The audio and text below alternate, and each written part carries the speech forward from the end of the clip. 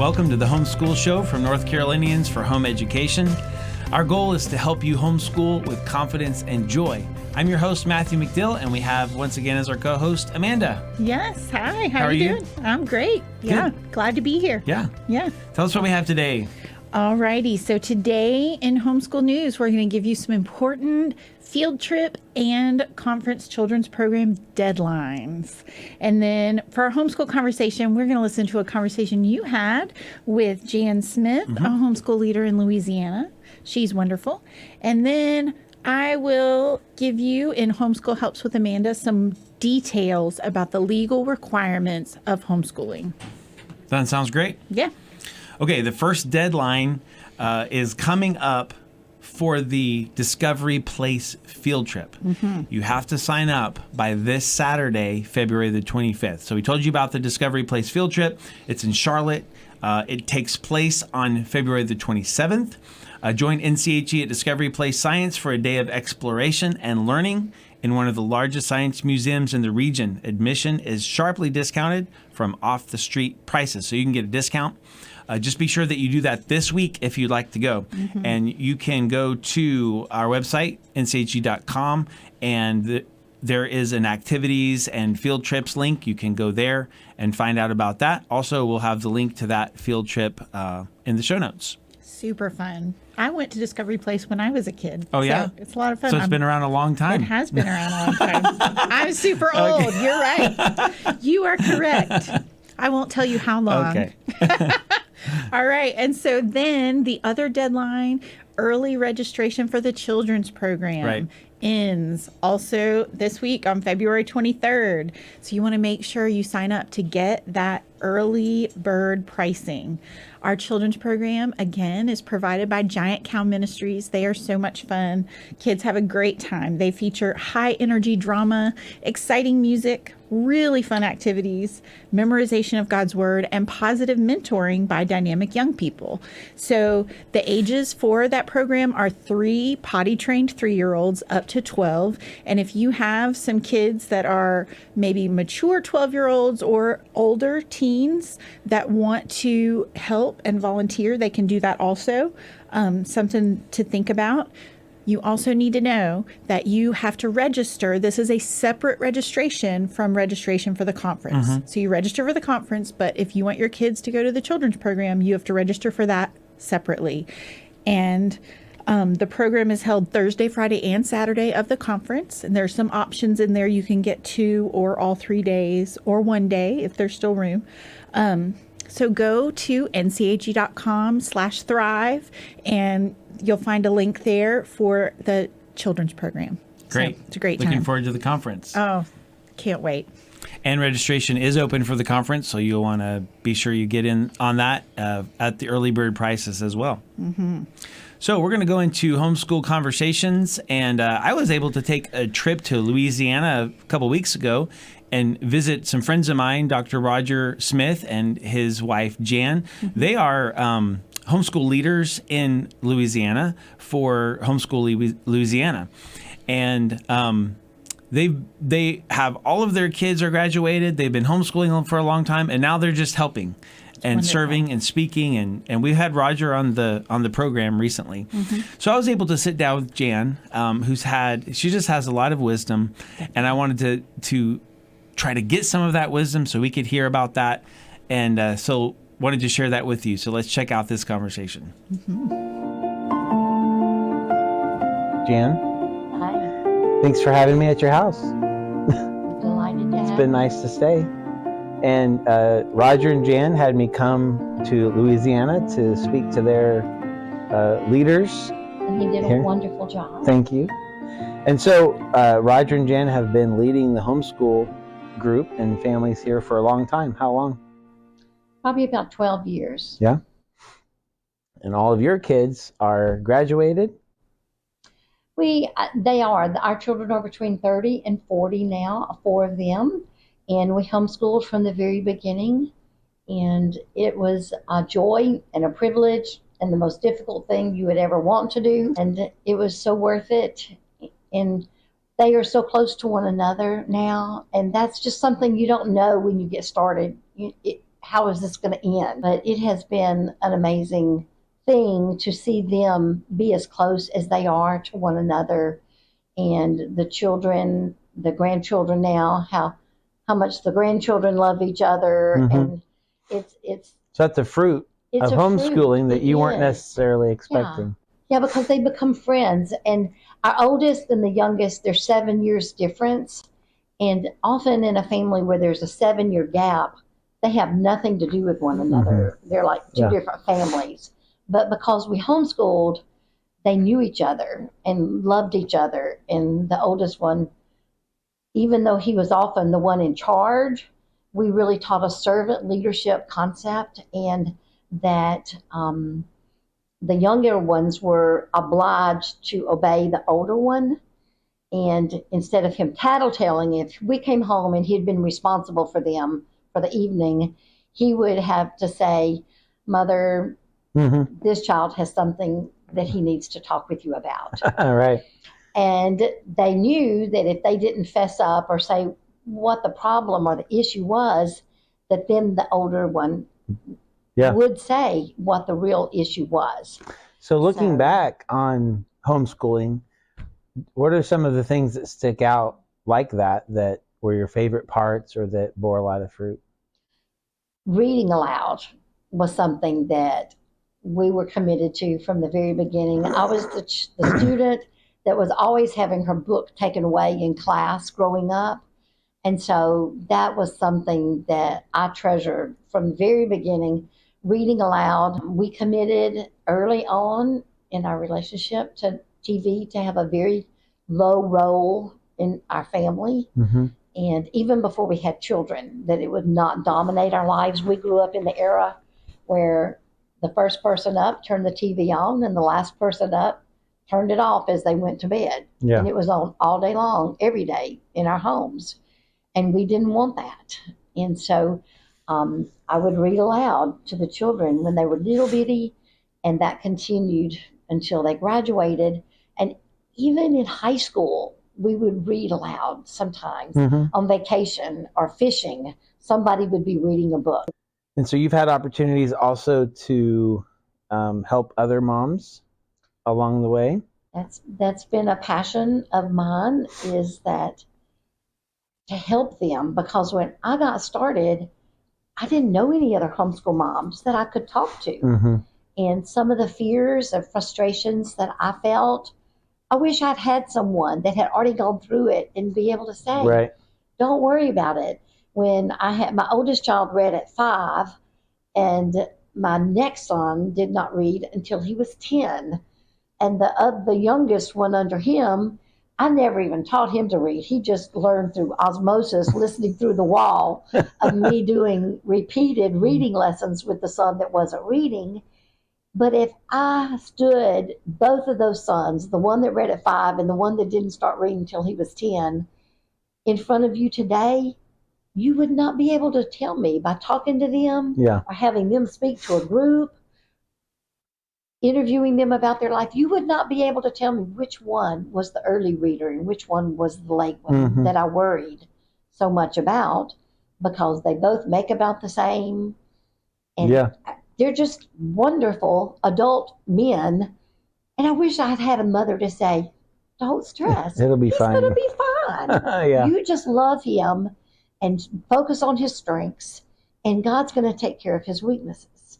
So what are some other things you like to encourage moms about?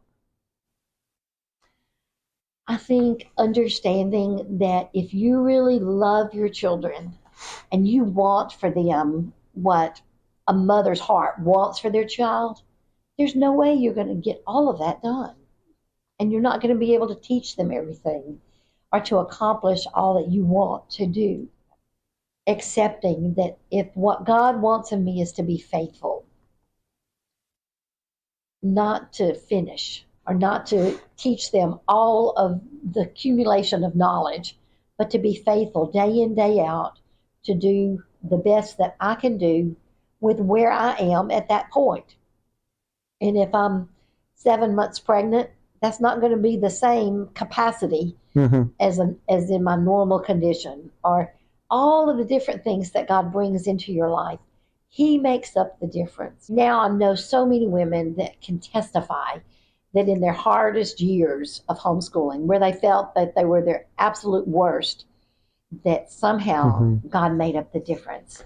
And so, we bring to him our best, and he makes up the rest. So you were mentioning also the importance of the dad's role a few minutes ago, and how the mom can encourage that. I think one of the biggest complaints that I've heard over the years is that the father does not do enough. And that they wish he would do devotions, or they wish he would read aloud, but I'm telling you, I feel that we as women have such a significant role in encouraging our husbands to do what they really want to do. But it's pretty scary. It's daunting for us to homeschool, but it's scary for a father to lead in devotions and things. And when we were first challenged to start the day with devotions by the father, particularly, not just because I was doing that, but we were challenged at this homeschool conference for the father to do that. And Roger and I talked about it, and he said that he thought we should try doing that. And I was all about it. I said, that's great. I encourage you to do that. But I recognized that if I would say anything while he was doing the devotion, that it would sort of shut him down. And I just felt like the Lord saying, don't say anything. You just listen. And I encourage moms that if your husband makes any effort, even his weakest effort, you just praise him. Don't say anything negative, even if there's lots of advice that you could give him. Don't do it. Don't say anything negative, only positive, and really not but a little of that. Just, I really appreciate you doing it. I think this is a great thing that you're doing for our family. You don't even have to tell him he did a good job. But don't tell him he did a bad job. Or that he could have done it better in this particular way. Don't say anything about that. And the same thing, if you want your husband to read aloud, encourage him. And don't say, use an accent, or use different voices, or a little more expression. None of that encouragement. And I think that we can help them by just giving them the courage to do it. And the space. I feel like that's the word I would use in the sense of, as you were describing Mom, the wife, just letting him figure it out, make the mistakes, make the missteps, and then correcting himself. Thanks, Jan. It's been great talking to you. Thank you. And again, thanks for having me. That was great. Enjoyed talking to Jan. Yes, she's sweet. so wonderful. Yeah. So I was at a national school choice event in Raleigh, because last week or a few weeks ago was National School Choice Week. Right. And I was able to give a testimony about homeschooling as one of the choices. Oh, neat. And I told three things that I really valued. One is the flexibility. Two is that we could teach our worldview. But three was family relationships and sibling relationships. And I was just reminded of that with what Jan was saying is, she wasn't necessarily expecting that, but to see the sweet fellowship, all of the close relationships between her siblings and with the parents is a real benefit of homeschooling and being able to have more time together. Oh, absolutely. I've seen it with my kids. My kids are fairly spread out in age. Oldest to youngest, there's 12 years there. But they're still, with homeschooling, they really have special relationships, all of them. Yeah. It's so neat to see. I love it.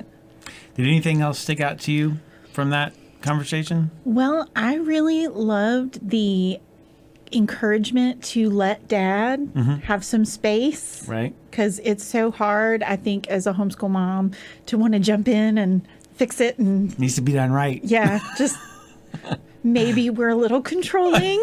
We can be a little controlling, but allowing Dad to have that space and freedom to have his own interactions with the kids is a great advice. That's so important. That's right. And I would, of course, want to take the opportunity again to encourage dads. Mm-hmm. You have a very special role, an important role in your children's lives, as well as, of course, in your marriage and with your wife. And that is, you have an opportunity to lead. You have an opportunity to demonstrate who Christ is, right. And teach it. And so don't make it overly complicated. Just read the scripture or read a devotional or something and pray and teach whatever's on your heart, whatever God's teaching you. And it does take courage. Oh, yeah.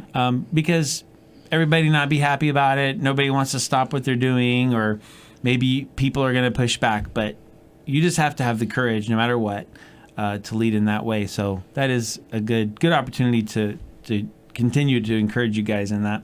Yeah, absolutely. Another thing that jumped out is the old-time version of screens versus books was the TV. Yes. But we have a new version of screens versus books, and isn't it worse? I mean, it's horrible. Oh, it's horrible. Well, it's right in your hand. Yeah, it's everywhere you go. You take it with you everywhere. Right. And so there used to be a screen. Device. Yeah, exactly. Now there's like a dozen screens in each room, right? And so I don't know about what all the solutions are, but we have to take responsibility to teach and train our kids to pick up a book. And a lot of times that comes not by us telling them to do that, but by doing that ourselves. I'm preaching to my own self right now. That's right. That if we are characterized by picking up a book as opposed to picking up a device or staring at a screen, then that will rub off on them as well. And that's tough. It's tough for me. It's tough in our house. So the screen's going to win. Yeah. It's way more powerful. Yes. And colorful. And so we want to set the example, and we want to just set those times and say, kids, we have to take some time for reading. We've got to put the screens away. There has to be some limitations on that. And we have to take the responsibility for setting those. And sometimes, we have, not in a while, we probably could use this again, but we've done sort of a screen detox where it's not forever, but you just take some time step back from the screens and the devices, and, right. That really seems to help to kind of get it out of your system a little bit. For sure. Yeah, but it's hard. I sympathize. I empathize. I'm right there. All right. Well, that's some good encouragement. Yes. Let's go to some Homeschool Helps. All righty.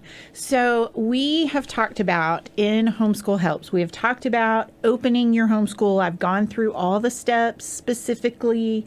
I've mentioned the legal requirements just briefly, but I wanted to reiterate them in detail because it can be confusing. You will hear from people you will see on Facebook or different websites, there's a lot of misinformation out there. Let's just put it that way.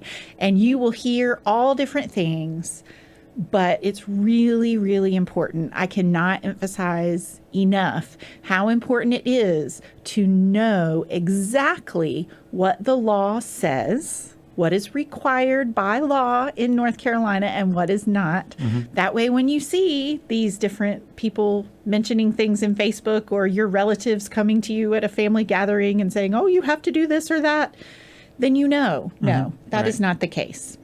So pretty simple, but we're going to go through the requirements and see what they say. So first off, you have to open your homeschool legally. We have talked about that in past Homeschool Help segments, how to do that, but it's an online process with NCDNPE.